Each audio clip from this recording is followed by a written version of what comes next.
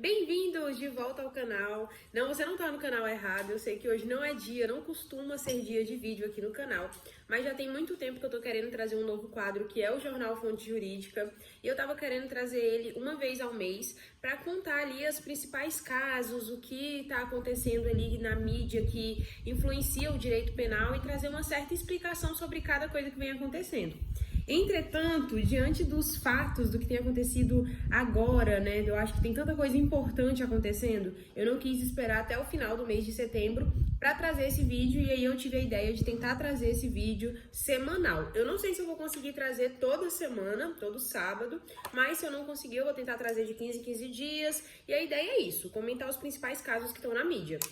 Então, se você tá sabendo de algum caso aí e quer que eu traga no canal, vai deixando nos comentários, ou então entre em contato comigo lá no Instagram e fala: ó, doutora, tá sabendo de tal situação aqui? Comenta aí pra gente no jornal dessa semana. Então, a ideia desse jornal é justamente isso, é a gente comentar aqui as principais notícias que trazem aí um envolvimento com direito penal e eu trazer algumas explicações, breves explicações sobre cada caso.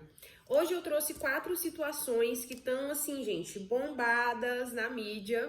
E eu quero saber se vocês estão gostando desse formato de vídeo, porque se vocês não estiverem gostando, a gente não vai trazer, né? Se esse formato funcionar e der certo, aí a gente vai trazer com mais frequência, beleza? Então vamos começar com as notícias mais bombadas aí dessa semana. Eu tô gravando esse vídeo no dia 14 de setembro, então eu peguei o que aconteceu nessa última semana pra gente comentar, na verdade, o que aconteceu aí nessas últimas 2 semanas, pra gente poder comentar aqui. E trouxe algumas situações aí que eu acho que tem uma maior relevância, tá? A primeira delas é que a Câmara, né, aprovou o aumento, na verdade ela aprovou aqui nas notícias, tá falando assim, que a Câmara aprovou o aumento da pena de feminicídio para até 40 anos. Essa é a manchete, é o que tá passando em todo o jornal. Mas na verdade, gente, a Câmara ela aprovou um projeto de lei. Esse projeto de lei é o projeto de lei número 4266 de 2023. E esse projeto de lei ele já tinha sido aprovado pelo Senado em dezembro de 2023. E aí, esse é o rito comum de um projeto de lei, tá? Ele passa pelo Senado, ele passa pela Câmara, sendo aprovado nos 2 lugares, pode ser que em qualquer ou no Senado ou na Câmara seja propostas aí algumas mudanças nesse projeto de lei, aí eles podem fazer essas mudanças, tá? E aí tem que passar por aprovação total lá no Senado, na Câmara, e depois vai para o nosso presidente para ele poder literalmente promulgar e transformar isso numa lei, tá? Então é disso que se trata. Não significa que a partir de agora a pena do feminicídio é 40 anos. Não é isso que significa. Por isso que é importante, eu acho, trazer esse vídeo, porque assim, o pessoal vê nas manchetes as notícias de uma forma e acha que já é uma coisa e na verdade tem todo um rito jurídico a ser seguido ainda. Então, passou já pelo Senado, houve aprovação lá. Agora tá na Câmara, houve aprovação. Vai para o nosso presidente, que provavelmente vai promulgar sim e vai virar uma lei. Ah, Sara, e esse projeto de lei, ele fala somente sobre feminicídio? Não, vocês vão ver que esse projeto de lei fala sobre vários outros temas aí, vai trazer melhorias aí para vários aspectos da lei, vai mudar a Lei Maria da Penha, tá? Então, eu vou explicar um pouquinho para vocês. Eu tô aqui com a notícia aberta, tá? A fonte é o próprio site da Câmara Legislativa, tá? E aí eu vou lendo aqui para trazer um pouco do que vai ser mudado. A primeira coisa que vocês precisam entender é que a Gisela Simone, tá, do Partido União, lá do Mato Grosso, é a deputada relatora desse projeto de lei, tá? E, segundo ela afirmou que essa proposta, ela contribui para o aumento da proteção à mulher vítima de violência. No finalzinho aqui do acompanhamento dessa notícia, eu vou trazer alguns apontamentos do que eu acho sobre isso, tá? Um pouquinho da minha opinião, né? Afinal, acho que a ideia desse vídeo é isso, é trazer as notícias, mas com um pouco da minha opinião sobre isso, tá bom? Então, vamos lá. A primeira coisa que esse projeto de lei visa melhorar é mudar um aumento, criar ali, né, um aumento de pena. Esses aumentos de pena no direito penal a gente chama de agravantes. Então a ideia desse projeto de lei é trazer uma agravante, um aumento de pena, né, no caso do cara.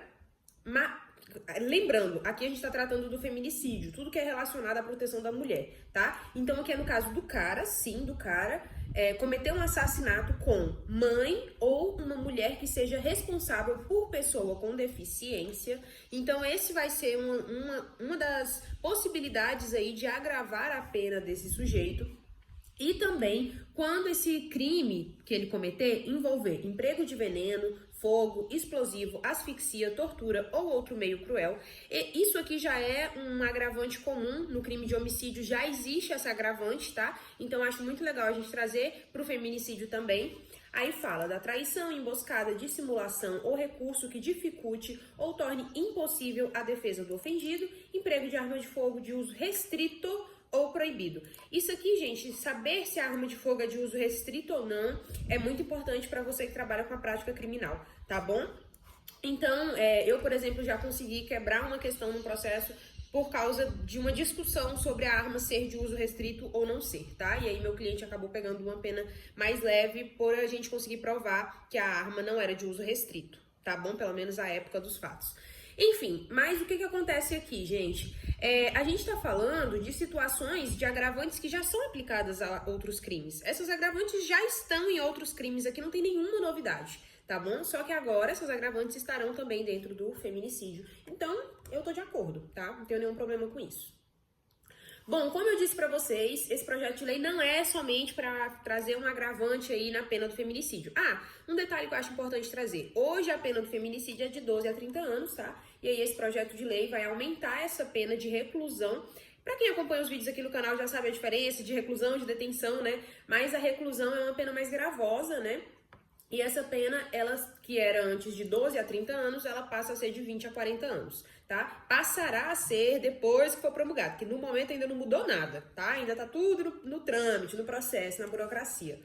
Então, beleza. Além dessa questão, a gente tem que aumentar também, aqui o projeto de lei visa aumentar também a questão na própria Lei Maria da Penha para quem descumprir medida protetiva. A gente sabe, gente, que na Lei Maria da Penha existe somente um crime, né? Que é ali o descumprimento da medida protetiva, certo? A partir do momento, o cara já cometeu um crime ali, de estar, né, ameaçando a mulher, de estar xingando com ela, de estar batendo nela, independente de qual foi a situação que gerou ali a Lei Maria da Penha, né? O cara já tá cometendo um crime? Já tá sim.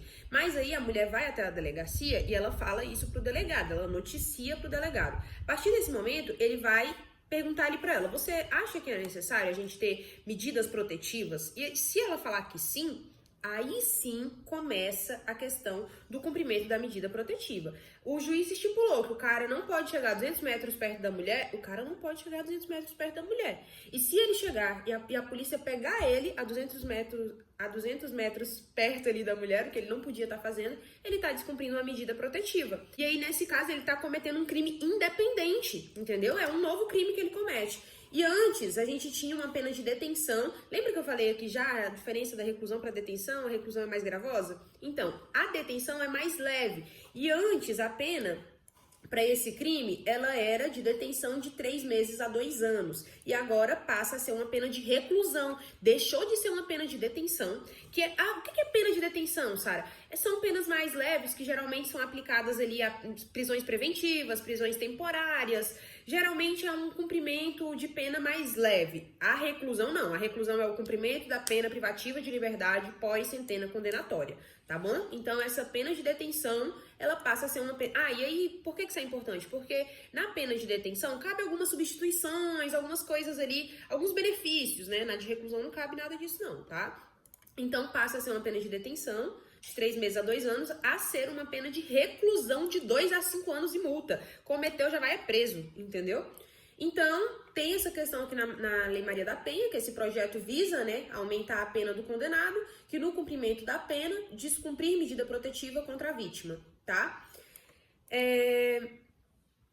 Aqui ainda traz mais um adendo. Isso ocorreria, por exemplo, para condenado por lesão vinculada à violência doméstica que progrediu de regime, podendo sair do presídio durante o dia e se aproximou da vítima quando isso estava proibido pelo juiz. Então, o cara saiu ali na saidinha, no saidão, ou então porque ele está num regime semiaberto e aí ele pode trabalhar e ele aproveita o horário de trabalho para ir perseguir a mulher, entendeu? Então, também vai se aplicar a essa pessoa.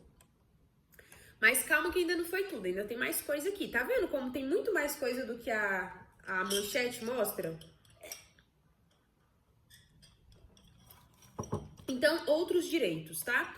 O texto muda também outros direitos e restrições de presos por crime contra a mulher por razões da condição do sexo feminino, conceituadas pelo Código Penal como os crimes que envolvem violência doméstica e familiar ou menosprezo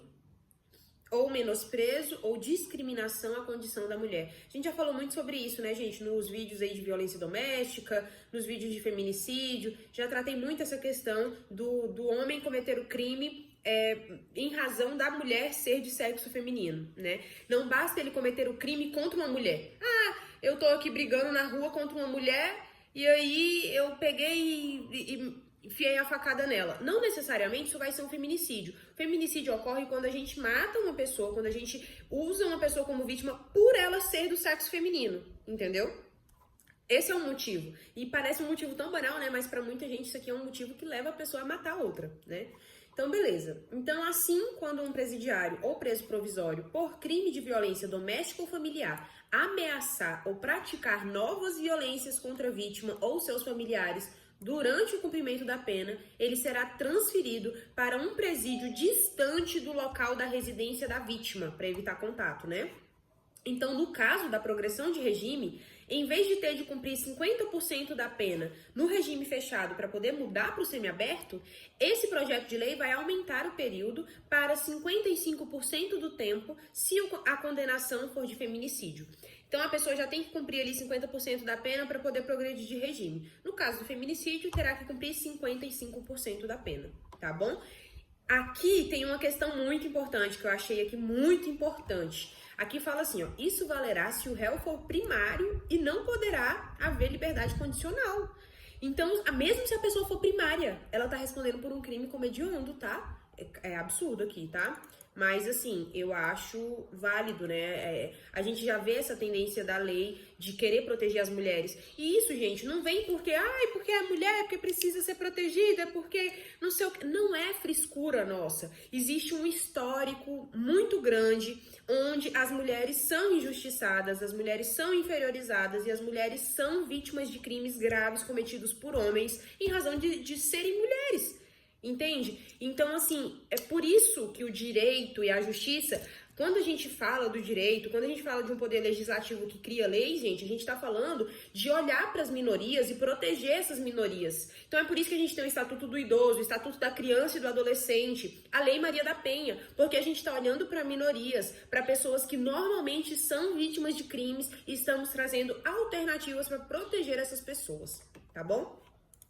Então, aqui, ainda para finalizar, se o apenado usufruir de qualquer saída autorizada do presídio, terá de usar tornozeleira eletrônica. Para que isso, Sara? Para a gente poder rastrear onde é que essa pessoa tá. Quando a pessoa tá com a tornozeleira no pé, a gente sabe o trajeto que ela faz inteiro, tá? E não poderá contar com visita íntima ou conjugal. Nossa, mas aí tá ferindo um dos direitos do preso? Sim, mas se ele não tem respeito pela condição feminina, por que ele quer uma visita íntima ou conjugal? Entendeu? Então, também tô achando tudo justo aqui. Não tô contra esse projeto de lei não, tá? Bom, mas segue. Todos os crimes. Em relação a outros direitos previstos na Lei de Execução Penal para todos os apenados, em vez de eles poderem ser suspensos ou restringidos pelo diretor do presídio, isso caberá ao juiz da execução penal. Então, ao invés de ser o diretor do presídio, passa a ser de competência do juiz da execução penal. A proporcionalidade na distribuição do tempo para trabalho, descanso e recreação, visita do cônjuge, da companheira, de parentes e amigos em dias determinados e correspondência. Gente, eu também acho que isso passa a deixar mais justa o sistema de execução penal. Às vezes, alguns presos podem ter benefícios gerados ali pelo diretor do presídio, entende? Pode ser que ele tenha uma relação mais próxima ali com o diretor, ou o advogado já tem contato com o diretor do presídio, porque estudaram juntos ali na época da faculdade, então pode haver algum benefício para essas pessoas, tá? Então eu também acho que acaba tornando aí mais imparcial o cumprimento da pena, tá? Sobre agressão. Na Lei de Contravenções Penais, para o crime de agressão praticado contra a mulher por razões da condição do sexo feminino, a pena de prisão simples de 15 dias a 3 meses será aumentada do triplo. A prisão simples é cumprida no regime aberto ou semiaberto em estabelecimento diferente do presídio para condenados. Já o crime de ameaça, que pode resultar em detenção de 1 a 6 meses, terá terá a pena aplicada em dobro se cometido contra a mulher por razões do sexo feminino e a denúncia não dependerá de representação da ofendida. Então, não é um crime de ação penal privada, é um crime de ação penal pública, porque a gente sabe o crime de ameaça, por exemplo, é um crime de ação penal privada. Então, por exemplo, o Ministério Público não pode fazer muita coisa para dar andamento no caso se a pessoa não quiser fazer uma representação. Aqui não. Aqui se torna o crime de agressão contra a mulher, crime de ameaça contra a mulher, passa a ser um crime de ação penal pública, tá? Onde não é condicionada a representação. E aí, gente, lembrando, somente quando essa lei for promulgada. Ainda vai pro nosso presidente. De igual forma, crimes como de injúria, calúnia e difamação praticado por essas razões terá a pena aplicada em dobro. Lesão corporal. Para os crimes de lesão corporal praticados contra ascendente, descendente, irmão, cônjuge ou companheiro, ou contra pessoas com quem o réu tenha convivido, a pena de detenção de 3 meses a 3 anos passa a ser de reclusão de 2 a 5 anos. Igual intervalo de pena é atribuído à lesão praticada contra a mulher por razões de sua condição feminina.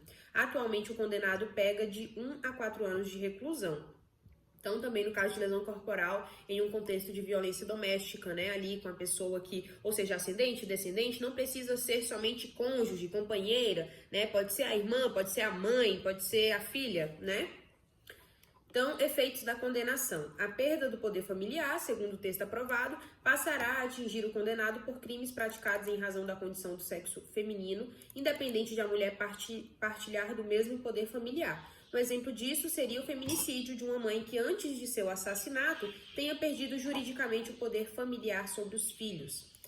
Essa consequência e outras, como a perda de cargo ou mandato eletivo ou proibição de futura nomeação em função pública, desde a condenação em definitivo até o fim da pena, serão automáticas. Aqui também uma manchete que saiu muito durante essa semana, né? Que é justamente a questão da pessoa que for condenada por feminicídio não poder mais fazer concurso público. E eu achei isso ótimo, maravilhoso, é isso aí.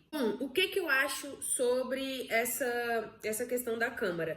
Gente, eu acho muito bom, como vocês viram aí, eu fui comentando durante o vídeo as principais alterações que eles pretendem trazer com esse projeto de lei, eu concordo, eu acho que tudo bem, mas a gente precisa lembrar que deixar leis mais rígidas, né, trazer leis não necessariamente significa que a gente vai estar trazendo um resultado prático, né, na diminuição desses crimes, e o que se busca é diminuir a quantidade desses crimes, né? Que graças a Deus, assim, conforme os anos passam, vem diminuindo bastante a quantidade de feminicídios, mas ainda acontece, tá? E enquanto tiver uma morrendo por ser mulher, estaremos todas também sendo ameaçadas de morrer por sermos mulheres. Então, justamente por esse motivo que eu concordo com esse projeto de lei, tá? Eu acho ele muito válido. Entretanto, a gente tem que lembrar que é na educação que a gente vai mudar esse jogo. Como eu disse, né? Existe uma história de patriarcado muito grande, existe um histórico, gente. Há 50 anos atrás, nós mulheres não podíamos votar porque nós éramos mulheres, entendeu? Não podíamos nos candidatar. Se a gente escrevesse um livro muito bom e quisesse publicar esse livro, a gente tinha que falar que foi o nosso marido que escreveu. O quadro maravilhoso que a gente pintou, a gente tinha que falar que foi um homem que pintou, porque senão a gente não vendia isso, entende? Então existe um histórico muito grande e eu acho que, assim, penalizar de maneira mais gravosa é importante. Sim, a gente está passando um recado de que a gente está olhando por essas pessoas, né? Entretanto, não resolve o problema, né? E o problema ele só é resolvido na educação, educando as pessoas, mostrando que o sexismo não leva a nada. Mulheres e homens têm direitos e muitas vezes mulheres são muito até superiores aos homens, na minha opinião. Então, assim, né? Eu acho que é importante a gente ter, mas a gente, junto a medidas mais gravosas, a gente tem que pensar em trazer medidas educativas, né, para educar as pessoas e aí, de fato, a gente consegue, com o futuro, né, a longo prazo, resolver o problema do feminicídio, beleza? Bom, é isso que eu penso sobre esse caso e vamos para o próximo caso. E vamos para a segunda decisão, que é uma decisão do STF, gente. Essa decisão fala que a partir de agora, quem for condenado em sede de tribunal do júri vai ter que sair de lá já cumprindo pena. Isso, gente, traz alguns questionamentos aí. Por quê? Pela nossa Constituição Federal, uma pessoa só pode ser considerada culpada quando se esgota todas as instâncias que ela pode entrar de recurso. Então, uma pessoa foi condenada em sede de tribunal do júri, mas ainda cabe entrar com recurso para a instância superior, né, para o próprio Tribunal de Justiça, depois para o STJ, depois para o STF. Caso o caso dela permita isso, caso ela tenha provas suficientes para poder entrar com esses recursos. Então, traz aqui um grande questionamento. Ah, mas é porque rico nunca é punido no nosso sistema judiciário. Porque se a pessoa tem dinheiro para pagar um bom advogado, ela sempre fica entrando com recurso e nunca se esgota. E isso não é verdade. Isso é uma falsa sensação da sociedade de impunidade, tá? De fato, isso não acontece, gente. Pode acontecer? Pode acontecer sim, da gente usar isso como estratégia e aí, assim, postergar um pouco o caso. Mas, gente, pra gente levar um processo pro STJ, pra gente levar um processo pro STF, a gente precisa ter provas. Se a gente não tem embasamento suficiente para isso, vai chegar lá no STJ e ele vai falar: conheço do recurso, porém desprovido. E vai voltar e a pessoa vai cumprir pena, entende? Então, assim, eu não concordo muito com essa decisão, tá? Acho que a Constituição Federal é a Constituição Federal, tá? E o STF, eu não gostei da questão deles alterarem isso, porque fere diretamente a nossa Constituição Federal. No nosso país, gente, uma pessoa só é considerada culpada, a gente só pode falar que ela cometeu um crime quando se esgota todos os recursos que ela pode entrar. Depois da última decisão, transitou em julgado o processo, começou a cumprir a pena, agora podemos falar que fulano cometeu tal crime. Então, não cabe assim, a gente tá... Eu acho que isso não vai pra frente, igual a questão do saidão. O STF foi lá, passou por cima, fez o negócio do saidão e agora tá todo mundo voltando atrás, né? E eu acho que vai ser a mesma coisa com isso. Eles não vão conseguir sustentar essa decisão, porque essa decisão fere diretamente a nossa Constituição Federal. Eu entendo que nesse caso aqui, em questão, era um caso de feminicídio.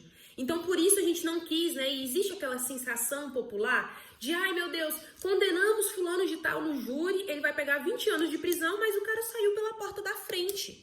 E aí isso gera uma sensação de impunidade, né? Meu Deus, um homicida tá saindo ali pela porta da frente. Mas, gente, essa pessoa está respondendo em liberdade e é um direito que essa pessoa tem, que você gostaria que seu filho tivesse se ele tivesse no lugar dessa pessoa. Entendeu? Então eu acho que essa decisão vai acabar caindo por terra e eu acho que é uma decisão, assim, que contraria a nossa Constituição Federal, né? Então como que uma pessoa vai começar a cumprir uma pena se nem se esgotou todos os recursos que ela podia entrar, sabe? Então eu acho que realmente, assim, essa decisão não é sustentável e ela vai cair com o tempo. Eu tenho aqui alguns votos, tá? Por exemplo, o voto do ministro Barroso foi favorável, tá? A aplicação... E assim, gente, eu amo o ministro Barroso, conheci ele já pessoalmente, eu adoro as decisões dele, mas eu vou contra essa, tá? E aqui ele fala que viola os sentimentos mínimos de justiça, bem como a própria credibilidade do Poder Judiciário, que o homicida condenado saia livre após o julgamento, lado a lado com a família da vítima. Essa situação se agrava pela indefinida procrastinação do trânsito em julgado, mediante recursos sucessivos, fazendo com que a pena prescreva ou seja cumprida muitos anos após o fato criminoso. De fato, eu concordo com o que ele fala, mas não é passando por cima da nossa Constituição Federal que a gente vai resolver isso, tá? A gente tem uma Constituição Federal, gente. O Brasil tem uma Constituição Federal. O Brasil, eu não sei se vocês sabem, mas ele é reconhecido pelas leis dele. O Brasil, gente, a gente tem... A Lei Maria da Penha é reconhecida como uma das 5 melhores leis do mundo. Nossa Constituição Federal é invejável. Os Estados Unidos, que é um país super desenvolvido, não tem uma Constituição Federal tão boa quanto a nossa. E aí a gente rasga, passa por cima? Não acho legal. O ministro Gilmar Mendes, que é um excelentíssimo ministro, inclusive durante a minha graduação eu estudei pelos livros de constitucional do ministro Gilmar Mendes, ele não concordou, né? E ele fala, abriu a divergência e afirmou que a execução antecipada da pena viola a presunção de inocência dos acusados. E eu concordo veementemente com ele. Para o ministro, a prisão de um condenado pelo júri pode ser decretada, mas de forma preventiva. Sim, se constar, gente, nos autos ali que a pessoa tem indícios suficientes que ela representa perigo à sociedade, o juiz pode decretar a prisão preventiva da pessoa. E não para cumprimento da pena. O ministro Edson Fachin e o Luiz Fux, eles se manifestaram, sim, pela prisão imediata, mas só para condenações superiores a 15 anos. Gente, todo mundo quer condenado no tribunal do júri, sai com pena de 21 anos, de não sei quantos anos. Então, assim, também não acho válido, tá? E eu acho que, assim, acho que fere, igual o Gilmar Mendes falou, acho que fere o princípio da presunção da inocência. Concordo com o que o Barroso fundamenta, mas não concordo que seja essa a forma da gente conseguir esses resultados, tá bom? E é isso, bora pro próximo caso que a gente tem muita coisa pra falar ainda, meu povo. Agora que a gente vai começar a falar do caso da doutora Deolane. Meu Deus, como deu o que falar essa doutora Deolane. Ela tem muita mídia, viu? Vou confessar pra vocês, eu sempre fui muito contra a Deolane, a doutora Deolane, por causa de algumas afrontas ao judiciário que ela faz desde a época que ela era advogada. Então ali, quando ela ficou famosa, com tudo que aconteceu, naquela época, gente, eu era uma das pessoas que ficava assim, ai gente, essa menina, essa mulher acha que ela é quem? Como que essa mulher quer ser advogada? Não sei o quê. Então eu era uma dessas pessoas que ia contra ela. Eu fiquei injuriada quando essa mulher apareceu de cropped pra fazer uma audiência. Depois ela ficou nervosa com o judiciário. Mas, gente, a gente sabe, a nossa profissão é séria, ela é burocrática, a gente não pode entrar com um short no fórum, né? Então, assim, a gente tem ritos a seguir. A nossa profissão é uma profissão muito séria, né? E, inclusive, advogados, eles têm que ter uma boa notoriedade, né, na sociedade. Então, a gente não pode fazer uma audiência de cropped. Eu acho muita coisa muito... Assim, eu achava realmente uma vergonha, como o Jacan fala, a vergonha de profissão. Então, eu não acompanhava ela, eu não gostava de nada que saía sobre ela. Porém, gente, do ano passado pra cá, essa mulher começou a ficar muito rica, né? E eu comecei a acompanhar ela, porque ela parou de advogar, né? Assim, pelo menos publicamente ela não advoga mais. E ela começou a ter casas milionárias nos Estados Unidos, e Lamborghinis, e Porsches, e tudo. E eu falei, Jesus! Aí eu comecei a acompanhar ela, confesso. Então, de, sei lá, um tempo pra cá, um tempinho esse ano ainda, eu comecei a acompanhar ela e eu era uma das pessoas que todos os dias via os stories dela. Aí, gente, eu vi os stories dela falando, dinheiro é bom demais, não sei o quê, dinheiro não traz felicidade, não sei o quê. E fui dormir indignada, né, falando, que desgrama essa mulher faz da vida, porque eu advogo, não tenho metade do dinheiro que essa mulher tem, não tenho nada, né, então eu quero saber o que ela faz, eu quero fazer igual, gente, o que tá acontecendo, como é que ela tá conseguindo comprar tudo isso, viver essa vida, o que tá rolando? E aí, dormi, acordei no outro dia, Deolane presa. Gente, eu levei um susto, eu lembro até agora quando eu vi a notícia, eu levei um susto muito grande. Naquele momento, eu realmente, assim, acho que Deolane tem uma questão de uma perseguição, assim, a galera gosta de falar, né, gente, assim. Então, naquele momento, eu até gravei vídeo em defesa dela, falando que ela podia provar a inocência dela, que se ela provasse a inocência, devido a todos os danos que isso causou à imagem dela, que ela poderia até pedir uma indenização ao governo, caso isso fosse necessário e tal. Então, defendi ela, tá? Em primeira mão, até que começaram a sair os babados, que aí eu tô com tudo anotado aqui que eu vou trazer pra vocês. Eu fiz um roteiro à própria mão, assim, lembrando de tudo que aconteceu, porque eu tô acompanhando, tá, gente? Eu tô acompanhando, assim, as notícias diárias do que acontece nesse caso, porque quanto mais mexe, mais pior fica. E, assim, a mídia internacional tá cobrindo esse caso, pra vocês terem uma noção, tá? Beleza. Deolane foi presa. Teve lá uma mandado de busca e apreensão também na casa dela, então ela estava em Pernambuco com a mãe dela, ela e a mãe dela foram presas, foram na casa dela, pegaram joias, pegaram dinheiro, pegaram um monte de coisa que eles acharam lá, né? E ótimo, Deolane presa. Naquela hora ali eu falei, não, ela vai entrar com habeas corpus, ela vai sair no habeas corpus, tá tudo certo, calma que tá tudo resolvido, doutora Adélia tá na área, vai resolver o BO, né? Ótimo. Aí entraram com habeas corpus para a Deolane, né, tendo em vista lá aquela decisão, aquele habeas corpus que a gente tem. E teve esse habeas corpus coletivo, gente, do STF, que é o HC 143.641. Esse habeas corpus é um habeas corpus que concede a liberdade, né, para mães de menores de 12 anos de idade, para, lógico, quando a criança depende unicamente da pessoa, para também mulheres que estão amamentando, mulheres que são responsáveis ali por pessoas com deficiência, né? Então, esse habeas corpus coletivo, ele concedeu esses benefícios a grávidas, amamentando, mulheres que estão amamentando e tal. E aí eu já sabia que a Deolane ia sair, tanto é que eu gravei o vídeo, eu falei, gente, a Deolane vai sair, ela tem lá a Valentina, a filha dela, ela vai sair porque a filha dela é menor de 12 anos e tudo mais, e a mãe dela provavelmente vai permanecer presa, tendo em vista que ela não tem essa desculpa para usar. né? Então eu falei um vídeo sobre isso e aí saiu a notícia falando Deolane foi solta, né? O habeas corpus foi concedido, a liberdade para ela, tendo em vista que ela tem a filha menor de 12 anos, e aí Deolane foi solta. Ótimo, até aí tudo ótimo. Aí o que que me acontece? A bendita da Deolane saiu e o juiz falou, olha, você tem 2 medidas cautelares para você cumprir.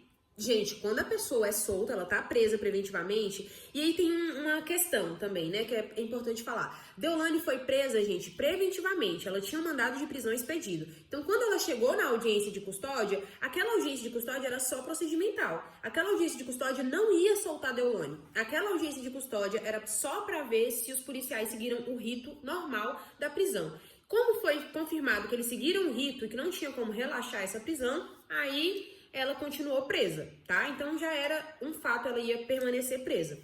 Mas aí teve habeas corpus, aí ela foi solta e o juiz falou, olha, só que a gente tem algumas medidas cautelares aí pra você cumprir. A primeira é que você não pode se manifestar na mídia, nas suas redes sociais, nem em qualquer canal de comunicação. Deolane falou, beleza, traz pra mim, vamos lá que eu vou cumprir essas medidas protetivas. Gente, Deolane sai do presídio dando entrevista. Uma prisão criminosa, abuso de autoridade por parte do estado do Pernambuco, o delegado Paulo Gondim. Gente, quando Deolane foi solta, aquilo não era um benefício pra Deolane, aquilo era um benefício pra filha dela, tá? Era a filha dela que tava ganhando aquele benefício, não era a Deolane. Quando Deolane sai do presídio, ela tinha que ter pensado na filha dela, não nela. Porque se ela pensasse na filha dela, ela não teria se manifestado. Não interessa o calor humano, o quanto o alvoroço ali pode ter afetado ela emocionalmente. Se você tá pensando no seu filho, você não vai agir dessa forma. E ela não pensou. O que mostra aí, eu tava até assistindo um psicólogo falando sobre ela, vários traços de narcisismo aí por parte dela, né? E é uma das coisas aí que eu acho que foi narcisista da parte dela. E outra coisa, eu não gosto de gente assim que afronta a justiça. Eu não gosto. Gente, se a justiça falou pra tu fazer isso, isso e aquilo, tu vai fazer isso, isso e aquilo. Tu não vai ficar afrontando a justiça, saindo com mão na boca, querendo fazer protesto popular. Eu fiquei indignada com isso. Como é que uma advogada age dessa forma? Vivendo numa bolha de seguidores, achando que o mundo são os seguidores dela, quando o buraco é muito mais embaixo, né? Enfim, fiquei revoltada aqui, porque eu gosto muito da Deolane, fiquei muito decepcionada com o que aconteceu. Tá bom? Gostava, gente, gostava, mas de fato, assim, quanto mais essa história remexe, mais me dá... Porque eu não gosto, eu faço tudo certo, entendeu? Eu não gosto de me envolver em tranqueiraiada, e essa história é uma tranqueiraiada. Beleza, aí Deolane sai da entrevista, aí já fica a repercussão. Deolane vai voltar a ser presa, Deolane não vai voltar a ser presa. Deolane foi no outro dia, no tribunal, toda de Louis Vuitton, para assinar os termos ali da sua prisão domiciliar. E quando ela recebe a notícia de que ela vai ser encaminhada novamente ao presídio, tendo em vista que ela descumpriu as medidas protetivas, e aí o próprio delegado pediu a prisão, porque daí é uma questão, tá? A pessoa também não pode ser presa, porque o juiz decidiu que ela tem que ser presa de ofício, ele fala, não, ou o Ministério Público ou o delegado tem que pedir a prisão, senão ela não podia ter sido presa. E aí o delegado pediu a prisão, e aí ela foi presa, beleza? Aí até aí tudo bem. E aí tem uma questão, mas o juiz pode limitar a liberdade de expressão dela, colocando uma imposição de que ela não pode se manifestar? Pode e deve. Pode e deve, gente. Quando toda pessoa que é solta, ela tem medidas cautelares a cumprir. E essas medidas cautelares são sempre relacionadas ao crime que ela cometeu. E quem decide quais vão ser as medidas cautelares, porque lá no artigo 319 do Código de Processo Penal, a gente tem um rol de medidas cautelares. Mas não é taxativo aquele rol. Se o juiz perceber que a pessoa comete crime através das redes sociais e ele quiser falar, você não pode acessar suas redes sociais, a pessoa não vai poder acessar suas redes sociais. Entendeu? Cabe à pessoa cumprir ou não o que o juiz está determinando. E aí, então, eu não acho que foi um abuso de autoridade, até porque o nosso direito de liberdade de expressão, ele não é um direito absoluto. Eu não posso chegar aqui e falar o que eu acho de qualquer pessoa, sem medir minhas palavras. Eu não posso fazer isso. A liberdade de expressão não é um direito absoluto. Isso significa, gente, que o que acontece? Eu não posso chegar aqui falando a quatro ventos tudo que eu acho sobre todo mundo, entendeu? ele é um direito que ele pode sim sofrer restrições. E no caso da Deolane, sofreu restrições por quê, gente? Porque ela usa manipulação ali das redes sociais. O crime que ela tá respondendo envolve o uso de redes sociais. Isso sem contar, gente, que estava tendo claramente uma tentativa de manipulação da sociedade para jogar a opinião pro público. Calma que eu vou falar sobre isso ainda, tá? Na verdade, é agora mesmo a hora de falar sobre isso. Eu só tenho que, antes, falar sobre as irmãs dela, que estavam enlouquecidas, gravando stories e xingando o povo, que eu sou advogada há 10 anos, dando carteirada nos outros. Eu achei já ridículo aí. Porque, gente, tu tá sendo investigado, tua família tá sendo investigada, cata teu facho, vai agir como uma advogada, né? Tu não é advogado, então tu tem que ter no mínimo uma cabeça fria pra agir nas coisas. Se tu ficar agindo, xingando os outros e de cabeça quente, não se resolve nada afrontando a polícia, o Ministério Público, meu povo. Não se consegue nada dessa forma, tá bom? É muito pelo contrário. É muito pelo contrário. Então, beleza. Aí saíram vídeos das irmãs delas que estavam pagando pessoas ali pra ficar na porta do presídio, falando lá, Deolane, Deolane. Não só pagando, como também dando biscoitinho óleo, ligando carro de som, virou uma festa. O povo soltando foguete, virou uma festa o negócio. E elas pagando para criar essa mobilização social. E aí entra a tal da litigância nas cortes da opinião pública, que é até um vídeo que eu gravei lá pra Rede Vizinha. Se você não me segue lá ainda, doutora.sara Rocha, pode colocar lá e veja esse vídeo sobre a litigância nas cortes da opinião pública. É um vídeo que eu gravei falando sobre o quê, gente? Sobre uma estratégia jurídica que existe quando pessoas são figuras públicas, têm muitos seguidores, muita influência na mídia, e elas manipulam, criam ali uma narrativa para jogar a opinião para o público. E quando você faz isso, de jogar a opinião para o público, não importa se a pessoa é inocente ou culpada para o judiciário, porque a opinião pública é de que ela é inocente, de que ela é perseguida. Então você cria uma narrativa que vai gerar ou indignação ou empatia nas pessoas e manipula a opinião pública, falando, a gente está sendo perseguido, a gente está sofrendo uma grande injustiça. Quem está perseguindo? Entende? Então existe essa questão da litigância, tá? Nas cortes da opinião pública, é quando tu faz isso, tu controla a narrativa pra jogar, pra esconder o que de fato tá sendo imputado ali, tá? E meio que jogar por uma questão, eu tô sendo perseguido, injustiçado, e o povo quer se envolver, as pessoas querem fazer parte de algo. Tu também cria uma mobilização social pra mostrar que é a questão de fazer os protestos, de pagar o povo pra ficar lá na porta. Que é pra que isso, gente? Pra influenciar a mídia, mostrar que tem muita gente ali. Nossa, tem muita gente ali que está a favor do que está acontecendo, existe uma mobilização social muito grande. E isso é para criar pressão nos juízes e nos promotores. Ninguém quer ser o vilão e sair como culpado de acusar alguém que, às vistas da população inteira, é inocente. Então, é basicamente dessa forma como essa estratégia acontece. E sim, eu acredito veementemente que estava sendo usada essa estratégia, tá? E aí...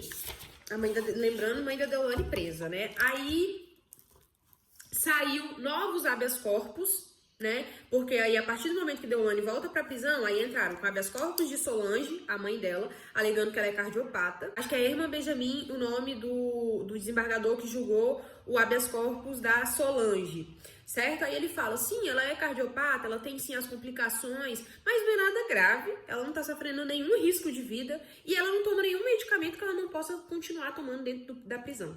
Então, negou o habeas corpus dela.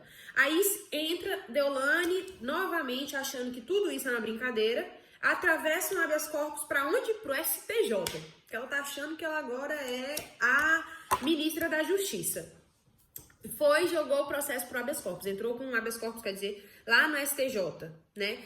Aí o bendito do ministro foi e falou, não tô entendendo por que você tá entrando com habeas corpus aqui no STJ. Não cabe habeas corpus. E aí, qual que é a consequência de tudo isso, gente? E outra coisa, aí o povo alegando, olha, não tem prova suficiente. Olha, a Deolane, ela se afetou ali pelo calor do público, tinha muitas pessoas e por causa disso é que ela falou o que foi dito. E o juiz falou, olha, medida cautelar estipulada, medida cautelar descumprida, eu posso revogar, foi revogada a prisão, e é isso que de fato acontece com as pessoas que descumprem medidas cautelares, elas são presas, tá? Então, por que a gente abriria uma exceção para Deolane? E aí essa questão toda do STJ também, que não era para ter entrado com esse habeas corpus no STJ, e eles atravessaram achando que Deolane, meu Deus do céu, essa bolha de seguidores que ela vive mesmo, que ela é a rainha do planeta e ela tá longe de ser. Então, beleza. Aí, começa a acontecer um montinho na prisão, porque Deolane não está mais na prisão de Bom Jesus, lá no presídio de Bom Jesus, que fica ali no centro da cidade. Agora ela está no presídio que fica a 300 quilômetros, que é o de Buíque, que tem presas perigosas lá, né? E Deolane, aí começou um montinho na prisão, porque as presas querem melhorias, porque Deolane está recebendo envelopes do advogado. E aí a gente tem vídeos que eu vi do advogado passando envelope pra Deolane através do... Não, assim, não vejo Deolane, mas eu vejo ele passando o envelope pra alguém dentro do presídio lá, entendeu? Provavelmente algum policial que tá comprado, né? E entregando ali provavelmente pra Deolane. As presas ficaram indignadas, porque se Deolane tem benefícios, elas querem ter também, certo? E querem agora melhorias pro presídio. Eles tentam abafar, falando que estão fazendo melhorias, pintando um muro externo lá, não estão fazendo melhoria nenhuma. E basicamente é isso, ainda corre esse risco aí. Deolane não tá bem dentro da prisão. Café da manhã dela lá dizem que foi uma banana, um copinho de suco e 2 copinhos de água, né? Uma pessoa que tá acostumada a comer bem. O banho de sol dela é sozinha, ela não tem contato com as outras presas, o bicho tá pegando. E aí começou, gente, eu comecei a acompanhar uns canais aí de notícia, de fofoca. Porque quem não sabe, eu faço faculdade de jornalismo. Então, uma das minhas paixões é fofoca, é um pouco de jornalismo ali. E quando envolve a questão jurídica, então, aí, meu filho, pegou, entendeu? Me pegou desse jeito. E aí, eu comecei a acompanhar 2 pessoas, que é o Elias On e a Já Contei, que é a Ju Nogueira, eu acho. E vou começar a citar referências, coisas que eles trouxeram lá nessas informações deles. Então, as fontes que eu vou falar, das coisas que eu vou falar a partir de agora, são esses 2 canais, tá bom? E aí... eis que começa toda uma investigação pra gente tentar entender o que tá acontecendo. E o que a gente descobre? Primeiro, que o pai da Valentina é simplesmente o branquinho do PCC. Que simplesmente é uma pessoa condenada por diversos crimes. E toda essa situação da Deolane, gente, é porque dizem, tá? Aí esses canais que eu tô falando pra vocês, que Deolane é ligada ao tráfico e ao PCC, que na verdade tudo isso aqui é uma lavagem de dinheiro do PCC. Seria basicamente isso. Eu não sei direito, tá? Porque como eu já disse pra vocês, eu não tive acesso ao processo, eu estou falando com informações que eu estou pegando. Esse processo da Deolane é referente ao esporte da sorte, certo? Só que por que tem essa questão da Deolane com o esporte da sorte? Deolane teria comprado um carro por 3 milhões e 800 com dinheiro vivo de Darwin, dono da Esporte da Sorte, e essa é uma prática comum, que é o tal do smurfing, né?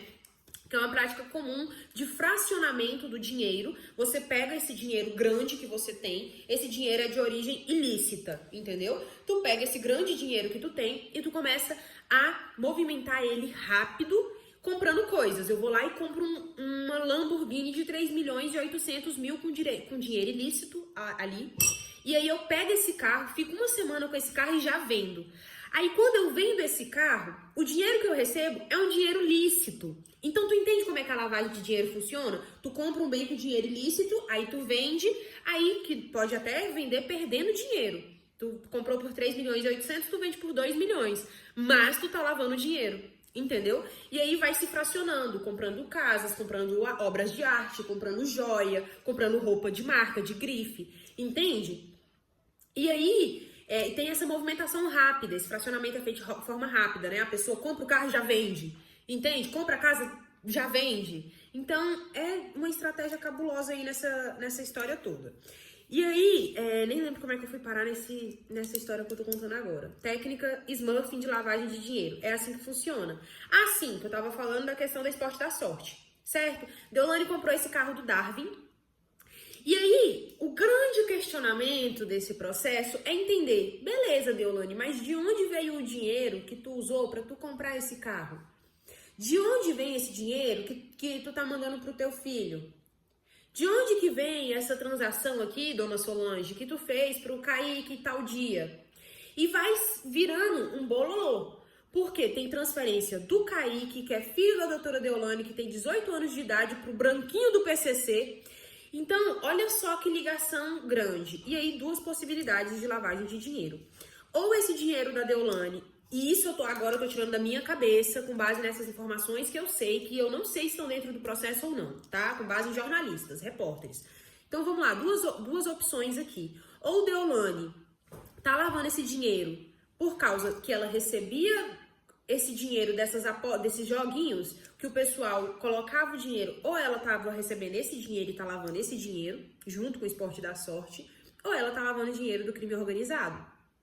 São as suspeitas, O que essa investigação quer fazer é descobrir de onde está vindo esse dinheiro, tá bom? E a gente vai descobrir quando chegar lá no final da investigação. E aí, gente, entra vários tralalá nessa história, porque diz que o pai da Valentina é esse cara aí, branquinho do PCC, que Deolane fazia visita íntima pra encontrar com ele. Ixi, a história vai ficando tão feia. Aí tem o filho da Deolane que se envolveu.